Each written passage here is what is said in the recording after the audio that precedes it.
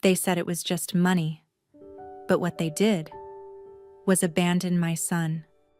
One Sunday morning, I found my 6-year-old sitting alone on the front porch, hugging his backpack like it was the only thing that hadn't betrayed him.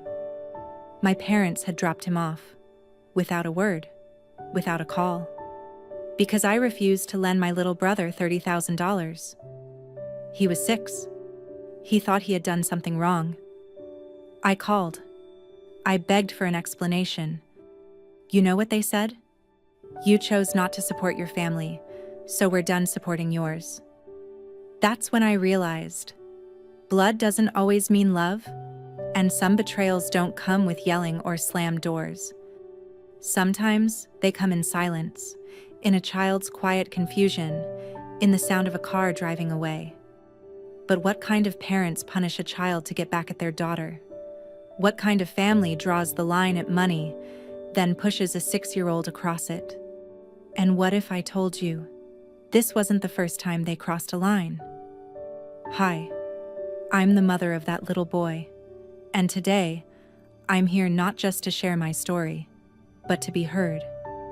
Before I dive into what happened, can you drop a hi in the comments, or tell me where you're listening from? It might seem small, but knowing you're out there, it really does mean the world. Thank you.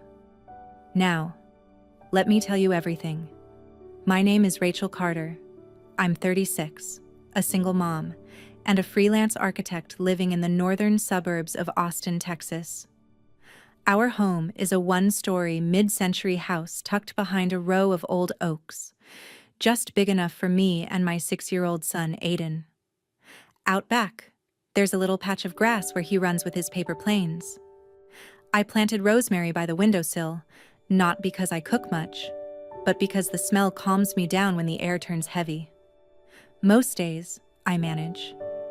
I work from home, design spaces for people who can still afford to dream big, and try to give Aiden something resembling peace. We're doing okay. At least, that's what I tell myself. People assume the hardest part of my life was losing my husband, Thomas. He died from a sudden stroke during a charity marathon 3 years ago. The grief nearly swallowed me whole, but I had Aiden, just 3 then, still calling toast toes. I had no choice but to pull myself together. Grief doesn't leave room for collapse when you've got a toddler asking if daddy is still running. But what people don't see, the part that gnaws quietly beneath it all, is the family I came from. The one I should have been able to lean on. My parents, Russell and Diane Carter, were always more concerned with appearances than truth. My dad was a cop for 25 years, the kind who speaks like he's still giving morning briefings. Everything with him is about structure, obedience, and respect, which mostly meant, do what he says. My mom? She clings to the image of a perfect family like it's a Christmas ornament she can't let break. She dresses up pain with politeness and calls silence grace. And then there's my younger brother, Colby, 30, jobless, but full of vision. His words, not mine. He's the kind of person who collects million-dollar startup ideas like some people collect mugs. He dropped out of college twice, failed 3 business ventures, but still manages to be the center of their world. He's just searching for his path. My mom says, he needs support, not judgment. Growing up, the line was clear. Colby needed help. I didn't. He messed up, and they excused it. I succeeded, and they called me cold. You've always been too independent for your own good, my father once said, like it was an insult. A few days ago, I got a call from Colby. His voice was upbeat, eager, dangerously so. I've got something big, Rach. This isn't like the other times. Uh-huh. No, really. It's called Eco Spring, a sustainable agriculture hub. The government's getting behind these now. We're talking major tax credits. I just need someone to get in early. 30 grand for initial capital and you'd be part owner. Like, real equity. I stood at the kitchen counter, Aiden coloring dinosaurs beside me, completely unaware that his uncle was pitching another dream built on sand. I asked a few questions. The answers were vague. Projections, influencers, vertical farming. It all sounded slick and hollow. Then came the pause. "You trust me, right?" he asked. "I just need you to believe in me. One time." I looked at the envelope tucked inside the kitchen drawer.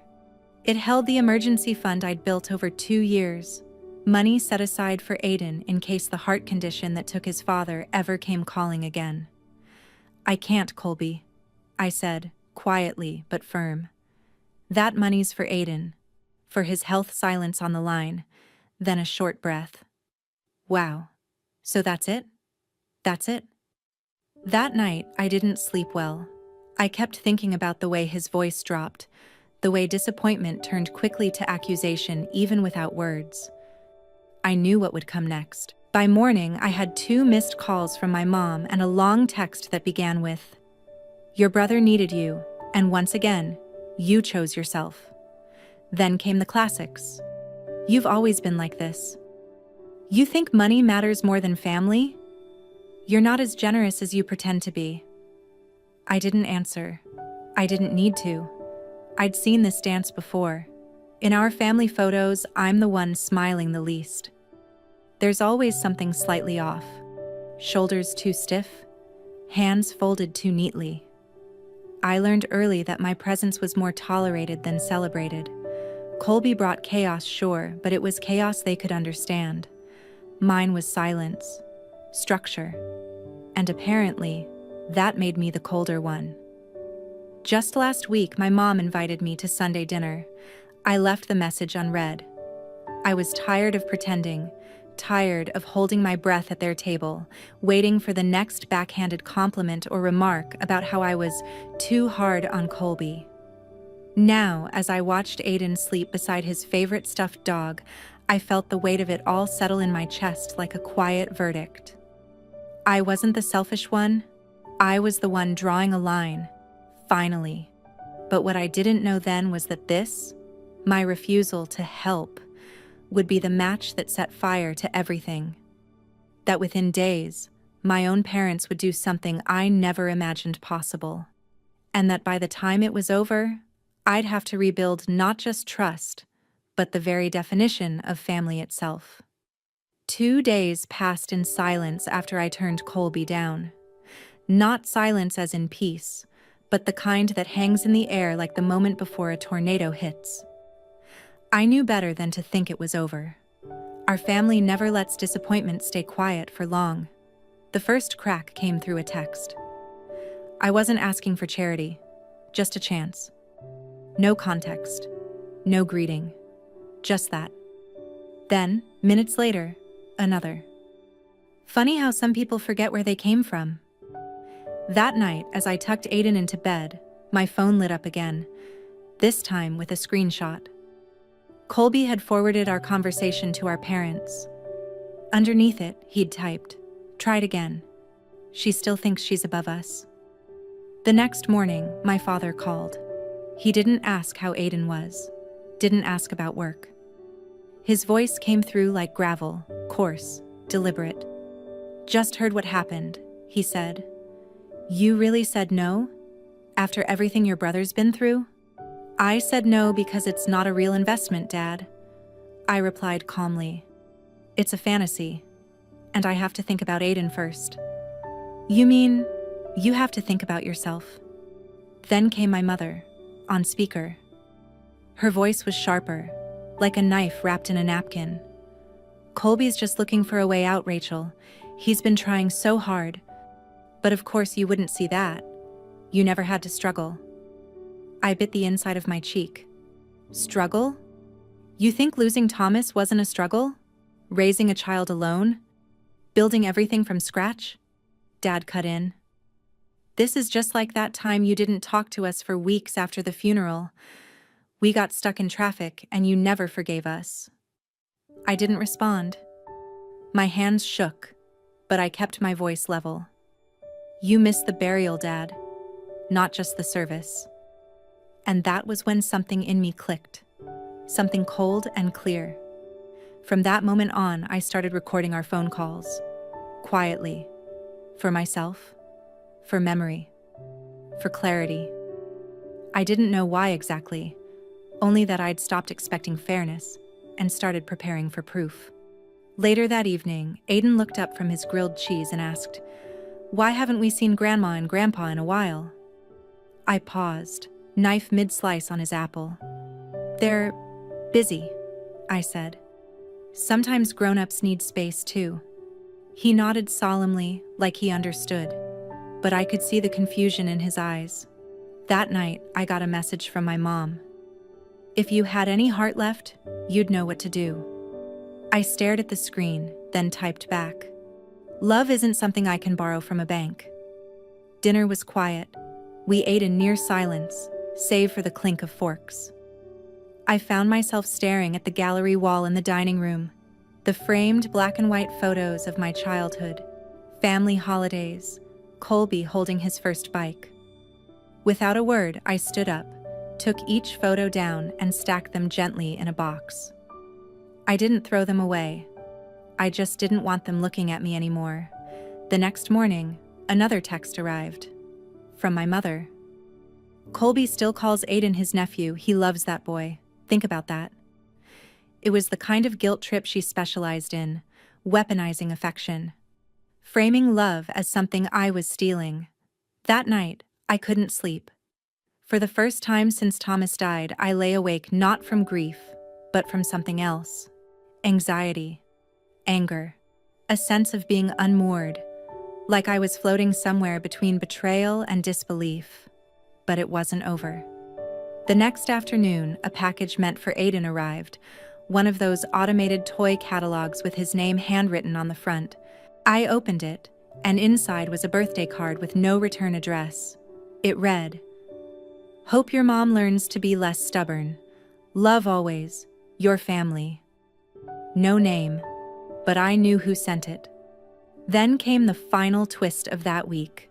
A Venmo notification that popped up while I was scrolling my email. It wasn't mine. It was an old shared account I'd once used with Mom when we planned Thomas's memorial. A payment, $5,000. From Diane Carter to Colby C87, labeled, "Keep going. We believe in you." So they had the money. They just didn't want to give it to him quietly. They wanted me to be the one who bent. So they could say, I had changed. So they wouldn't have to admit they had. I sat down at the kitchen table, staring at the screen. Aiden was in the other room, humming while he built towers out of Legos. The innocence in his voice made my throat tighten. I could feel it now. The line wasn't cracking anymore. It had split, and I wasn't going back to patch it. It was a Tuesday afternoon when my phone rang. I was reviewing client sketches in my home office, the windows open to let in what little autumn breeze Austin could still offer. The number on the screen was from Aiden's elementary school. My heart immediately dropped. Those calls only come when something's wrong. "Ms. Carter," the receptionist said, her voice tense.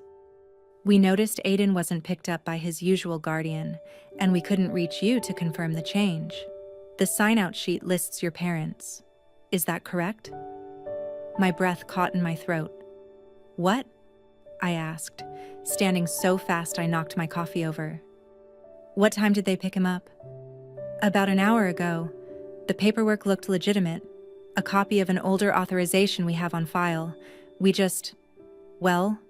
assumed it was pre-approved." I didn't even respond. I ran to the file cabinet in my bedroom, yanked open the bottom drawer, and dug through the folders until I found it. The old power of attorney I'd signed during a health scare 2 years ago, just in case.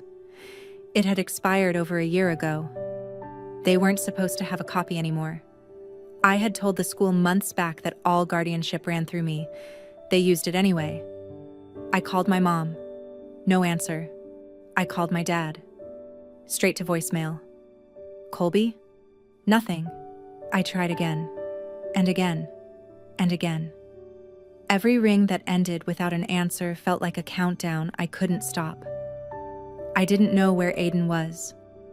I didn't know if he was safe. And the fact that it was my parents, the people I grew up believing would never harm a child, made it worse. By 7:13 p.m., I was sitting on my porch, phone in hand, barely breathing, when a call came in from an unfamiliar number. A local church. "Ms. Carter? This is Pastor Harper. We believe we have your son." Those words sent a wave of nausea through me. He was found sitting on the front steps of our chapel. A kind woman coming in for choir practice saw him. Small backpack, no adult in sight. He said his name was Aiden Carter and that he was waiting for someone to come get him. I arrived within minutes. Aiden was curled up on a church pew, his tiny backpack tucked under his arm, holding a stuffed raccoon and a half-empty water bottle. His eyes were swollen, his voice was dry. "Mama," he whispered when he saw me. Then he asked in a way that cracked every part of me, "Did you throw me away too?" I dropped to my knees and pulled him into my arms. "Never," I whispered. "Not ever." Pastor Harper gently handed me a folded piece of paper. This was in his bag. I unfolded it. A handwritten note. Neat cursive, ink slightly smudged, my mother's handwriting. "If you ever want to see your child grow into someone who understands loyalty, maybe you should start by being loyal to your family. When you learn to love your brother, come back for your son." No name, no apology, just manipulation dressed as morality. The bag also held a sandwich wrapped in wax paper, dry at the edges, and Aiden's library card, tucked into a side pocket, as if they expected him to go about his day as usual after being left like an unwanted donation. Pastor Harper said Aiden had been there for nearly 3 hours, alone, in silence, waiting for someone to claim him. I took him home, gave him a bath, let him pick his softest pajamas.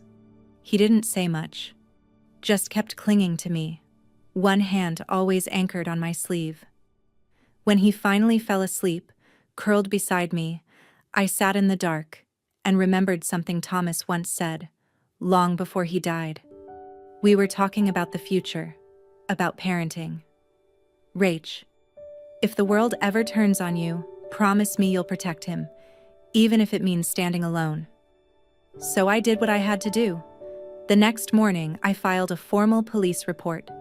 Endangerment, emotional neglect, unauthorized pickup of a minor. I showed them the expired guardianship form. I handed them the note. I didn't cry. I didn't scream. I just told the truth. And then I opened the audio app on my phone and clicked on the last recorded call with my mother. Her voice, sharp and unfiltered, filled the room. "You've always been too cold to be a real part of this family. No wonder that poor child looks lost." I backed it up, played it again, saved it twice.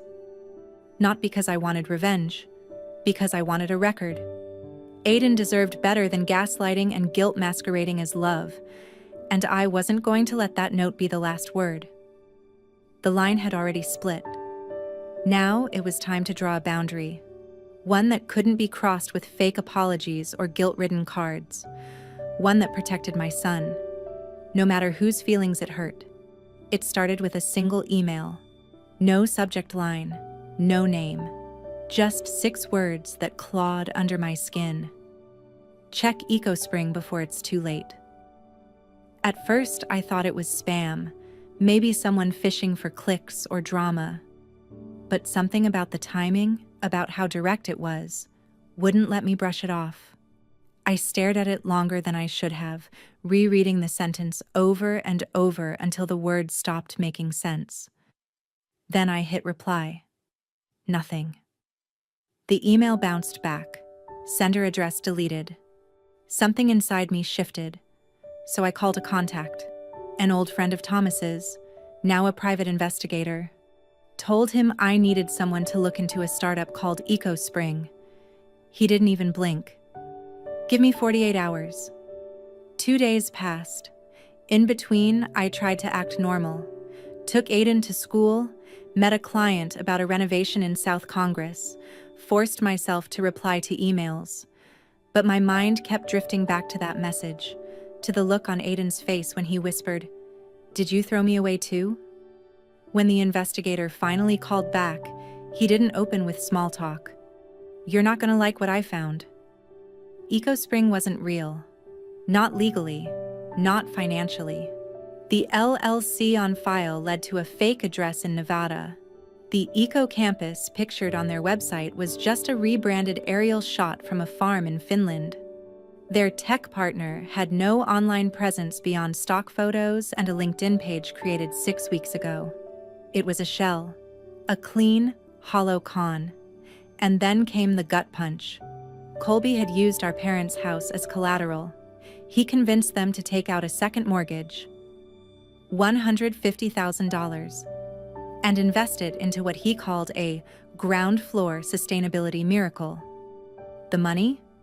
Already gone, transferred through layers of crypto wallets, some traceable, most not. The PI sent me screenshots. One stuck with me. A Slack message from inside EcoSpring, likely leaked. "My sister's stubborn, but they're good for $150,000. Working on her next." My fingers went cold. I scrolled further. A flyer sent to local churches and community centers, Colby smiling next to a man labeled as co-founder. I looked up that man's face. He wasn't a founder.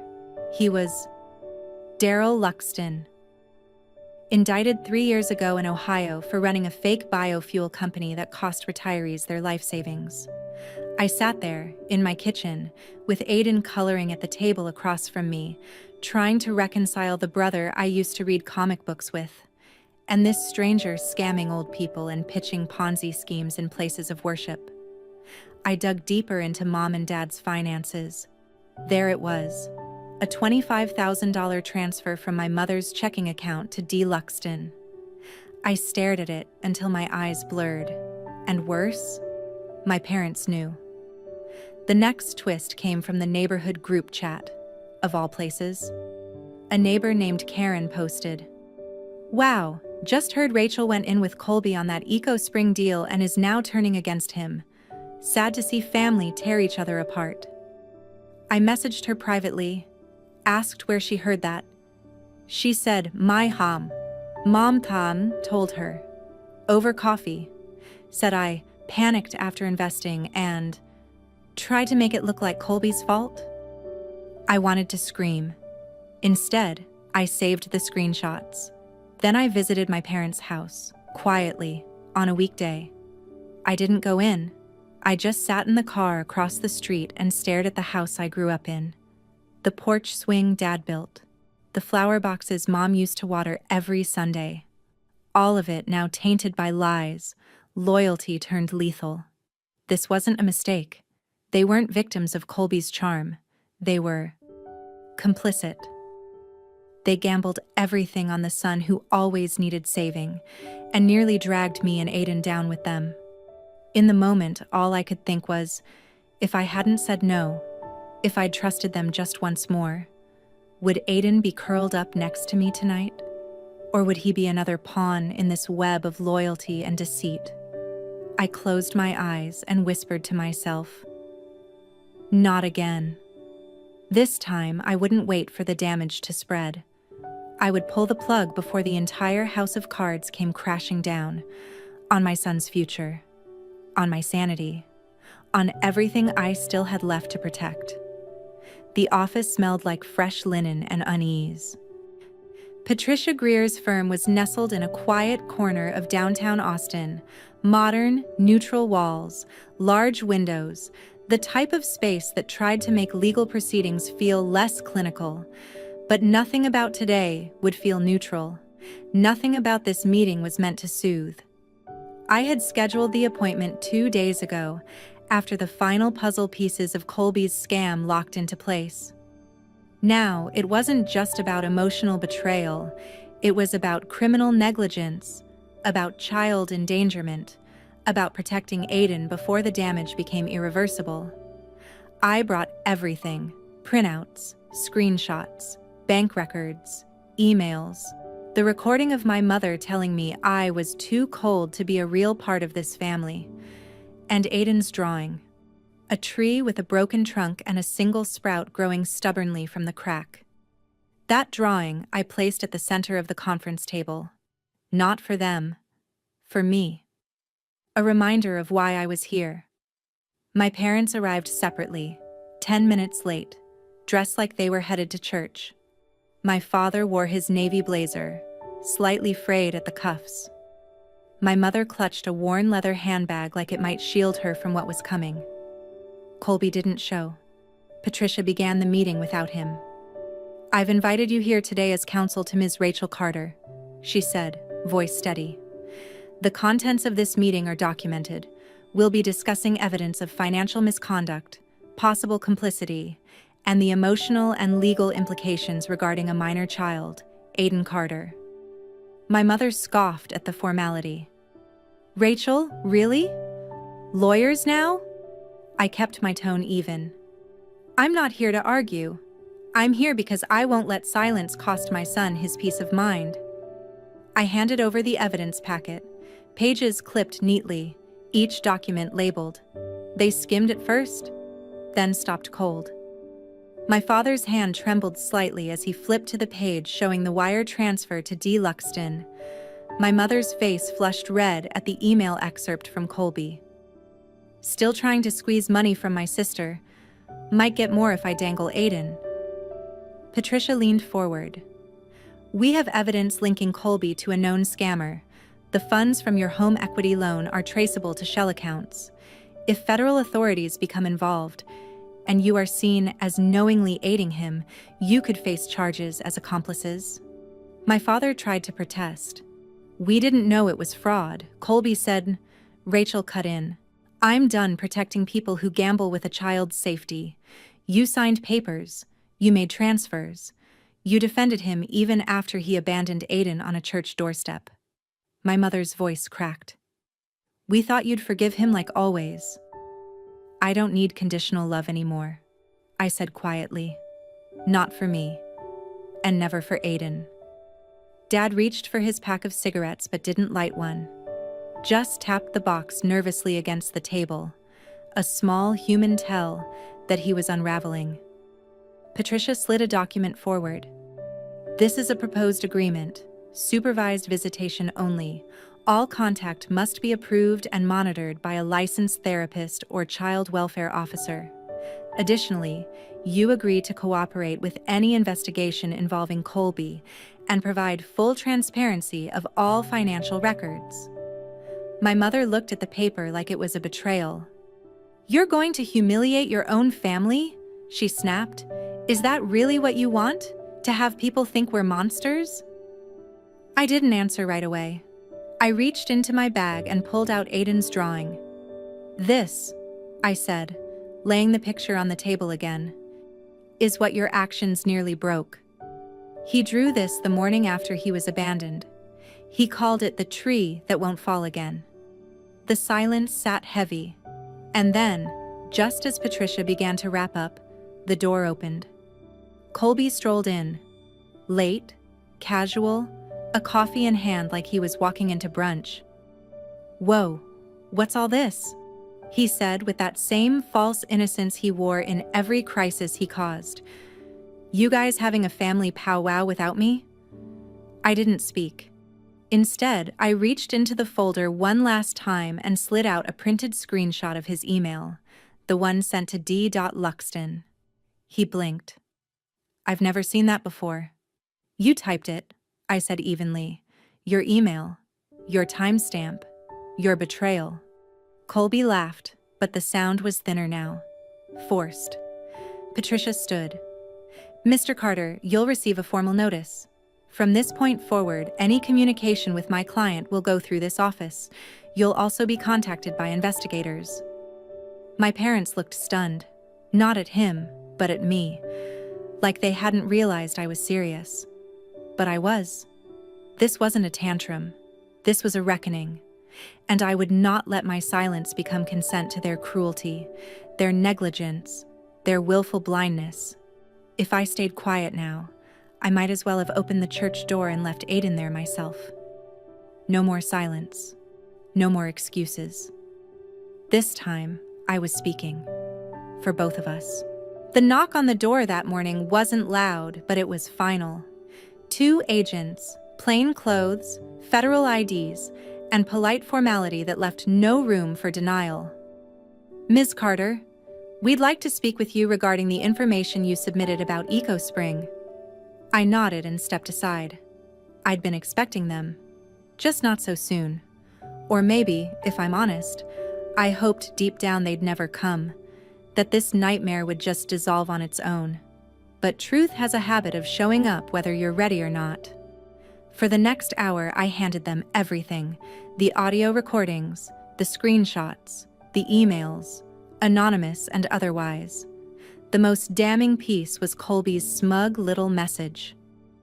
Still trying to squeeze money from my sister. Might get more if I dangle Aiden. They asked if I was willing to testify. I didn't hesitate. What I hadn't prepared for was the public fallout. 3 days later, a post went viral on a finance scam forum. He called it a green startup. I called it my savings. Meet the man who used his own parents' home as bait. The comments unraveled quickly, and one name kept coming up. Mine. Not because I was the sister of the con man, but because I was the whistleblower.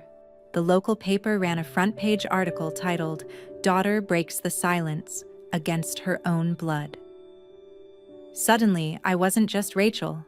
I was the woman who turned her family over to the feds. It didn't take long for the backlash to find me. Neighbors avoided eye contact. Someone slipped a note under my windshield. "Families should stay loyal. You'll regret this." One of my old high school classmates posted on Facebook. Wow, some people just love being the victim. The worst part? Aiden. He came home from school one afternoon, eyes red, fists clenched. "Mom," he whispered, "is Uncle Colby a bad guy? Tommy said bad guys go to jail forever." I pulled him into my lap. Some people make bad choices. That doesn't mean they're only bad. But what matters more is that we protect people who can't protect themselves. He nodded. But the next day, I kept him home. I told the school he had a stomach bug. The truth was uglier. He was too anxious to face more questions, and I wasn't about to make him. Then came the letter. Handwritten, neatly folded, dropped into my mailbox without a return address. My mother's handwriting stared back at me. "If you choose to bury this family with your pride, then consider yourself no longer our daughter." No goodbye, no warmth, just a line in the sand. I sealed the letter in a shoebox where I kept old family pictures, the ones with perfect smiles and perfect lies, and taped it shut with black duct tape. It was the same tape I used to fix a leaky hose once. Funny how grief leaks too. Later that week, the FBI confirmed the scope of Colby's scam. 6 known victims, over $200,000 lost, and growing. Worse still, they discovered he'd used our father's personal information to open a shadow line of credit. My dad hadn't even known, at least not at first. And when he did find out, he said nothing. That crushed me more than I expected. Not the crime, but the silence. Because silence, I was learning, is its own form of betrayal. The letter wasn't addressed to me. It was addressed to Aiden. It arrived a week after the press calmed down, sent from a recovery center upstate. Colby's name was scribbled in cursive I barely recognized, like even his handwriting had sobered up. I opened it alone. Inside, 5 pages of regret, excuses, and confessions. He admitted to the fraud, to the lies, to dragging our parents into his schemes. But what stunned me most was this. "I don't deserve your forgiveness. But one day, if Aiden grows up and asks about me, I hope you'll tell him I was sorry." I folded the letter carefully and placed it in the same drawer where I kept the evidence binders. Aiden wouldn't see it. Not now. Maybe not ever. That night, Travis dropped by. My late husband's best friend, still protective, still carrying the ghost of Thomas in the way he looked at Aiden. He sent a letter, I told him. Don't read it twice, he said, and don't let it change the facts. He wrote to Aiden. Travis sighed. Rachel, no one's required to forgive someone who's still hurting them. I thought I agreed, until Aiden, curled up next to me at bedtime, asked, Mom, if someone who is mean says sorry, like really sorry, should we still not like them forever? I blinked back tears. Why do you ask that? He shrugged. I don't know. I had a dream Uncle Colby planted a tree, said it was mine. That image haunted me more than any letter. A tree. Of all things. Aiden drew it the next morning. The same broken tree from before, but now there was a tiny seedling beside it. He wrote in crooked letters underneath. Even broken things can grow again. I remembered something Thomas once said after a miscarriage scare. Our kid will be brave because you're brave. You're the kind of person who keeps going, even with a cracked heart. I didn't cry when I reread Colby's letter the second time. That surprised me. Instead, I picked up a pen and started writing in a new notebook. The first sentence. I'm not forgiving you today, but I'm not locking the door either. A week later, I stood before Patricia Greer again. She asked if I wanted to testify publicly in Colby's trial. I agreed, but insisted my son's identity remain protected. No cameras, no names, no headlines dragging him into a world he didn't ask to be born into. She nodded. Understood. You're doing the right thing. I wasn't sure what the right thing was anymore, but I knew this. The truth had come out. The storm had passed. And now I'd plant something of my own. Something that might not bloom for years, but at least had a chance to. The federal courthouse wasn't as grand as I imagined it would be. It felt cold, clinical, almost. Like a place where stories go to be stripped down into facts. I wore black. Not because I was in mourning, though maybe, in a way, I was. I stood beside Patricia, my attorney, as the courtroom slowly filled. Colby entered through the side door, dressed in a beige detention uniform. He wasn't in shackles, but he looked like someone who'd been broken from the inside out. Hollow cheeks, dark eyes, thinner than I remembered. I didn't feel anger when I saw him, just a stillness I couldn't explain.